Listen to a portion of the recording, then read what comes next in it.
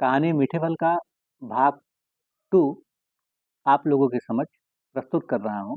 मैं सुनील तिवारी। सभी बंधुजनों को मेरा प्रणाम। श्री वीरेंद्र प्रताप, मेरे लिए कुछ भी असंभव नहीं है। जयदेव, इस भूल में मत रहना, वरना एक खेत भी बंजर हो जाएगा। शंखनाद, ठाकुर साहब, इससे पहले तो कभी मुखिया जी का इतना फिक्र तो नहीं करते थे। जयदेव, पहले तो छविदार की छवि इनके साथ था, पर अब नहीं है, तो फिक्र करना ही पड़ेगा। श्री वीरेंद्र प्रताप, आप फिक्र ना ही करिए तो ये हमारे लिए सबसे बड़ी फिक्र की बात होगा। जयदेव, ठीक है, जैसी आपकी इच्छा। वीरेंद्र प्रताप, मनोज, हमारे आदेश का पालन न करना तुम्हारे जीवन में ग्रहण लग जाना है। मनोज, मुखिया जी, हमारे जीवन में रोज ग्रहण लगता है, अब तो आदत से बन गया है। इतना कहते हुए मनोज वहां से चला जाता है। शंखनाद, मुखिया जी, इसका तो कुछ करना ही पड़ेगा। श्री वीरेंद्र प्रताप, अभी नया जुनून है, इसलिए उड़ने दो, जल्द ही गिरेगा। आखिरकार गाड़ी पर सवार हो सीधे भवन पहुंचते हैं। उस क्षण क्रोध में मुखिया की आंखें लाल देख कौशल्या, अरे, आखिर क्या बात है? आपकी आंखों में क्रोध की अग्नि भड़क रहा है। वीरेंद्र प्रताप, इसका कारण छविदास का बेटा मनोज है, जिसने मेरे आदेश को नकार दिया। कौशल्या, तो देर किस बात की? बुलाइए पंचायत। इस गुस्ताखी के लिए उसे सजा मिलनी चाहिए। तभी कमरा साफ कर रहे नीलम मुस्कुराते हुए, पिताजी, जरा गौर से देखिए तो पता चलेगा आपका अहंकार ही क्रोध का रूप ले रहा है। वीरेंद्र प्रताप, बेटी तो अभी नादान है, तुझे क्या पता? नीलम, पर पिताजी, इतना तो मालूम ही है, जिसे अपनी शक्ति और ज्ञान पर अहम नहीं वही मुक्त है, क्योंकि अहम ही दुखों का कारण है। तत्पश्चात मुखरा है। नीलम जल से भरे पात्र ले मंदिर तरफ जाने के लिए तैयार होती है। नीलम, माँ जी, मंदिर जा रहे हूँ। कौशल्या, ठीक है बेटी, जा। अपने कदमों को तेजी से बढ़ाते हुए आखिरकार मंदिर पहुंच जाती है। देवी माँ को जल चढ़ा ज्यों ही बाहर आती है, तभी मनोज को देख नीलम, क्या मैं जान सकती हूँ आपने मेरे पिता का अनादर क्यों किया? मनोज, कोई किसी का अनादर नहीं करता, बल्कि लोग अपने ही अच्छे बुरे कर्मों से दब जाते हैं। नीलम, जब आपको कर्म के बारे में इतनी जानकारी है, तो सम्मान करने में क्या हर्ज है? मनोज, मेरे हाथों को आपके पिता ने ही बांध डाला है, तो भला सम्मान कैसे करे? नीलम, मुझे तो ऐसा नहीं दिखाई देता। मनोज, सेवा के बदले हमारे पिता को मुखिया ने उपहार में मृत्यु दे दिया। नीलम, पिताजी, उपहार में हमेशा खुशियां बांटा है, तो फिर ऐसा दोष लगाना शोभा नहीं देता। मनोज, तुम्हें नहीं मालूम नीलम, मुखिया ने सुंदर वन के वृक्ष को काटकर मंदिर बना दिया। इस वेदना को मेरे पिता नहीं सह पाए। आखिर ये वृक्ष ही उनके सबसे अजीज मित्र थे। अपने मित्र के साथ ही ये दुनिया छोड़ चले गए। नीलम, इस कमी की तो भरपाई मैं नहीं कर पाऊंगी, लेकिन आपके जीवन को मैं अपने प्रेम से सींचूंगी। मनोज, प्रेम की व्यवस्था मुझे कमजोर बना देगा। अच्छा होगा मुझे इस बंधन में न बांधिए। नीलम, सिर्फ इन नजरों का फर्क है। अब और गहरे में उतर कर देखिए, फूलों को खिलने में ही आनंद है, मेघ को बरसने में ही, इस आनंद में ही पूरा जीवन समाया हुआ है। इसलिए जो हुआ, यहाँ खुद को रोकना एक नए दुख को जन्म देना है। सब कुछ भुलाकर जीवन में उस फूल को खिलने दो, उस मीठी सुगंध को इन हवाओं में समा जाने दो। मनोज, कई वर्षों का प्यास बुझ गया। इन रगों में प्रेम का अनुपम संघर्ष दौड़ रहा है। अब इच्छा की अग्नि में सदैव के लिए शांत हो गया है। नीलम, तो लौट आइए, इन खेतों को तुम्हारे प्रेम की बूंदों की जरूरत है। मनोज, प्रेम सारी बाधाएं तोड़ चुका है, अब तो आना ही पड़ेगा। टपकते हुए प्रेम के आंसू को सजोए नीलम वहां से चली जाती है और थोड़ी ही देर में भवन पहुंच जाती है। कौशल्या, बेटी आ गई, चलिए भोजन निकाल रही हूँ। नीलम, ठीक है माँ, जल्दी निकालिए। सबके सब एक साथ बैठ भोजन का आनंद लेते हैं। तभी श्री वीरेंद्र प्रताप, अरे नीलम बेटी, को 2 रोटी और दीजिए।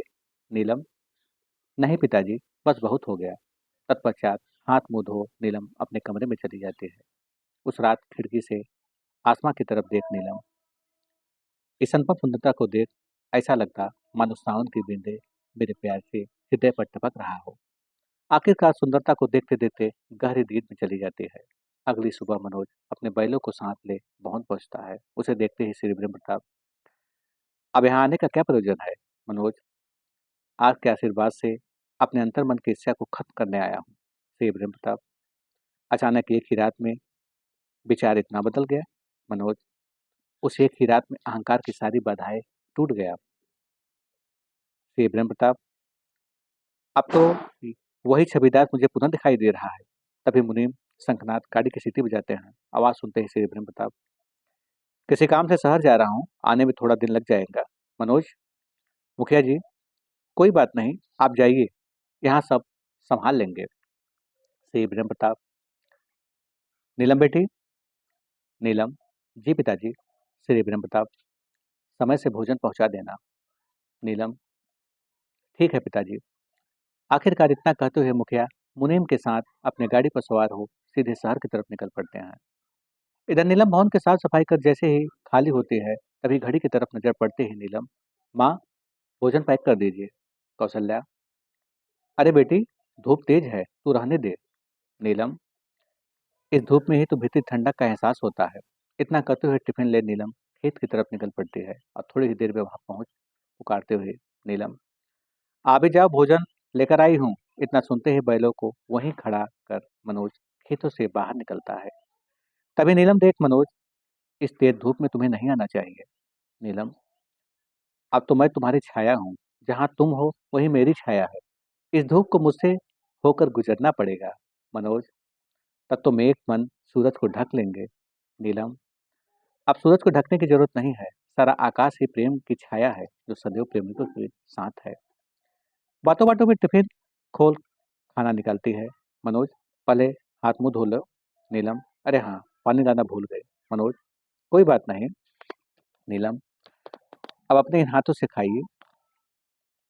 इतना कहते हुए नीलम अपने हाथों भोजन को खाना खिलाती है, मनोज को खाना खिलाती है। आखिरकार भोजन कर ज्यों ही उठने को होते हैं, नीलम, अभी आखिरी रोटी शेष है। मनोज, बस भी करो, बहुत ज्यादा हो जाएगा। नीलम, काम भी तो ज्यादा करते हो। मुस्कुराते हुए मनोज वो आखिरी रोटी भी खाता है। मनोज, अब तुम जाओ, मैं थोड़ी देर में आ रहा हूँ। नीलम, ठीक है, जा रही हूँ, पर आज के लिए इतना ही।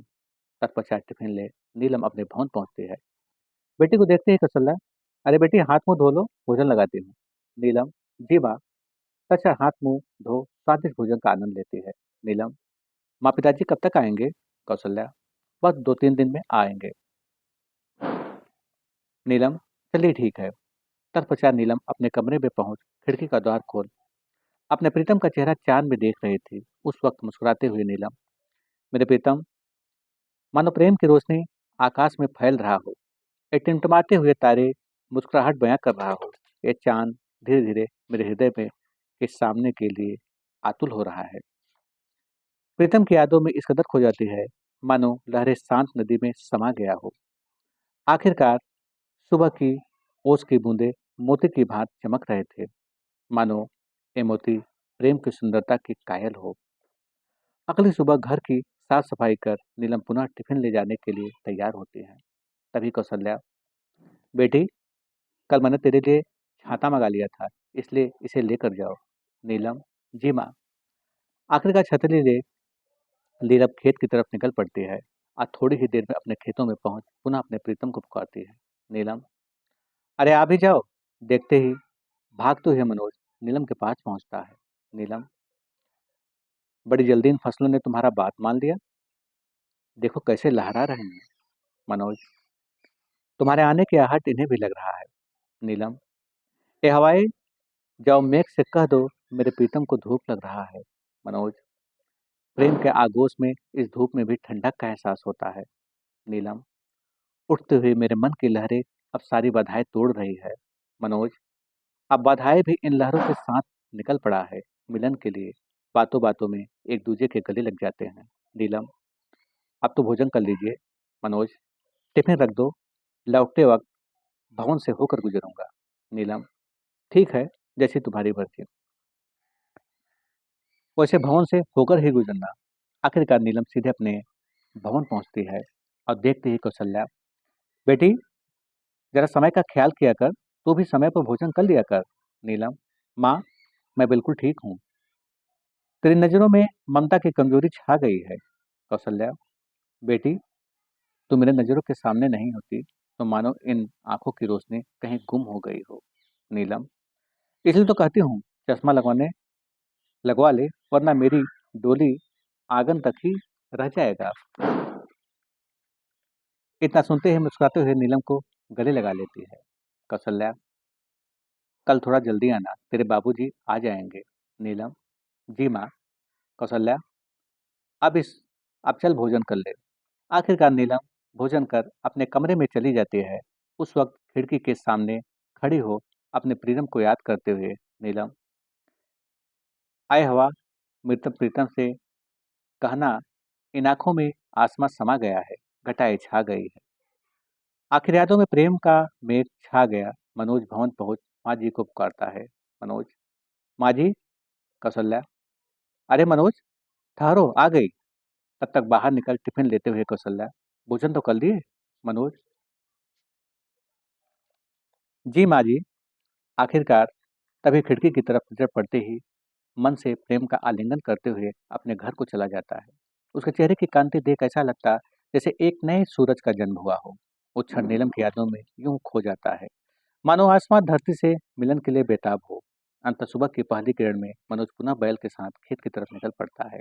इधर मौसम की स्थिति गड़बड़ देख कौशल्या, बेटी शायद आज वर्षा होगा। नीलम, देखने में तो लगता है बारिश की बूंदों की शुरुआत होने वाला है। कौशल्या, आज तू रहने दे, मैं चली जाऊंगी। नीलम, कोई बात नहीं माँ, बारिश में सफर का आनंद सुहाना हो जाएगा। कौशल्या, ठीक है, जैसी तेरी इच्छा, पर जल्दी आना। नीलम, जी माँ। तत्पश्चात टिफिन ले नीलम खेत की तरफ निकल पड़ती है और थोड़ी ही देर में वहां पहुंच जाती है और देखते ही मनोज दौड़ते हुए पास आता है। मनोज, प्रिय, आज मैं डरा हुआ हूँ। वैसे भी मुखिया जी कहीं इस प्रेम की बलि न चढ़ा दे। नीलम, प्रेम को नहीं कोई क्रोध की अग्नि जला सकती है, न ही कोई शस्त्र काट सकती है। अमर प्रेम का वध तो हो ही नहीं सकता, तो व्यर्थ की सोच शोभा नहीं देता। मनोज, समाज का नियम, धर्म, जात इस प्रेम को स्वीकार नहीं करेगा। नीलम, तो सारे नियम मैं तोड़ दूंगी, हर दम को लांग जाऊंगी, क्योंकि आप ही मेरे धर्म और नियम है। इतना कहते हुए मनोज के गले लग जाती है। अब इसके आगे का भाग आप लोगों को पार्ट 3 में मिलेगा।